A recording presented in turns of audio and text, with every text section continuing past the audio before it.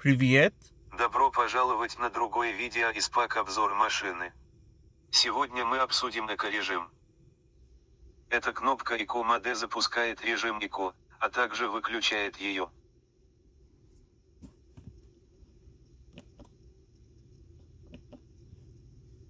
Какова цель этой кнопки или режима? Эко-режим при включении сэкономит топливо. Это также позволит снизить реакцию дроссельной заслонки. Позволяет экономить топливо. В кондиционеры производительность также будет идти вниз. В этом режиме не пытайтесь управлять автомобилем, как гоночный автомобиль. Это в основном то, что эко-режим. Оставайтесь с нами для получения дополнительных видео. До свидания.